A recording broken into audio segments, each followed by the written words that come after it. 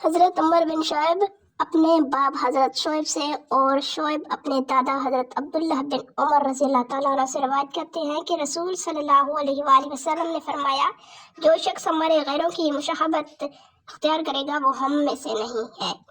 تم نہ یہودیوں کی مشابہت اختیار کرو اور نہ عیسائیوں کی۔ یہودیوں کا سلام انگلیوں سے اشارہ کرنا ہے اور عیسائیوں کا سلام ہتھیلیوں سے اشارہ کرنا ہے۔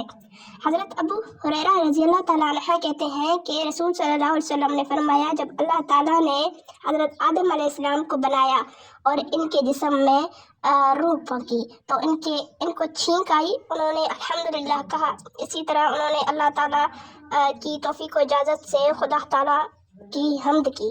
اللہ تعالیٰ نے ان کی حمد کے جواب میں فرمایا، یرحمک اللہ، یعنی تم پر اللہ تعالیٰ کی رحمت نازل ہو۔ پھر فرمایا، حضرت آدم علیہ السلام، فرشتوں کی اس جماعت کے پاس جاؤ جو وہاں بیٹھی ہوئی ہے اور کہو السلام علیکم۔ چنانچہ حضرت آدم علیہ السلام ان فرشتوں کے پاس گئے اور ان کو سلام کیا۔ فرشتوں نے جواب میں کہا، وعلیکم السلام ورحمۃ اللہ وبرکاتہ۔ حضرت آدم علیہ السلام اپنے پروردگار کے پاس آئے، یعنی اس جگہ لوٹ کر واپس آئے جہاں پروردگار نے ان سے کلام کیا تھا۔ تو اللہ تعالیٰ نے ان سے فرمایا، یہ السلام علیکم ورحمۃ اللہ اور تمہاری اولاد کا باہمی سلام ہے۔ پھر اللہ تعالیٰ نے ان سے فرمایا، اس حال میں کہ اللہ تعالیٰ کے دونوں ہاتھ بند تھے، ان دونوں ہاتھوں میں سے جس کو چھو پسند کر لو۔ حضرت آدم علیہ السلام نے کہا، میں نے اپنے پروردگار کے دائیں ہاتھ کو پسند کر لیا اور میرے پروردگار کے دونوں ہاتھ دائیں بابرکت ہیں۔ پھر اللہ تعالیٰ نے اس ہاتھ کو کھولا تو حضرت آدم علیہ السلام نے دیکھا کہ اس میں آدم اور آدم کی اولادوں کی صورتیں تھیں۔ انہوں نے پوچھا، پروردگار یہ کون ہے؟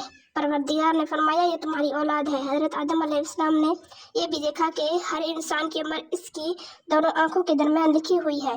پھر ان کی نظریں ایک ایسے انسان پر پڑی جو سب سے زیادہ روشن تھا یا روشن ترین لوگوں میں سے تھا۔ حضرت آدم علیہ السلام نے اس انسان کو دیکھ کر پوچھا، میرے پروردگار یہ کون ہے؟ پروردگار نے فرمایا، یہ تمہارا بیٹا داؤد ہے اور میں نے اس کی عمر 40 سال لکھی ہے۔ حضرت آدم علیہ السلام نے کہا، پروردگار اس کی عمر کچھ اور بڑھا دے۔ پروردگار نے فرمایا، یہ وہ چیز ہے جس کو میں اس کے حق کے ساتھ لکھ چکا ہوں۔ حضرت آدم علیہ السلام نے کہا، پروردگار اگر اس کی عمر لکھی جا چکی ہے تو میں اپنی عمر کے 60 سال اس کو دیتا ہوں۔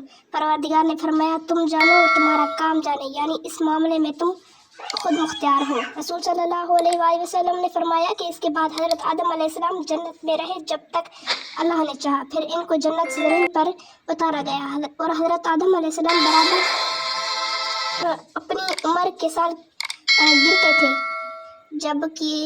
جب ان کی عمر 940 سال کی ہوئی تو موت کا فرشتہ روح قبض کرنے کے لیے ان کے پاس آیا۔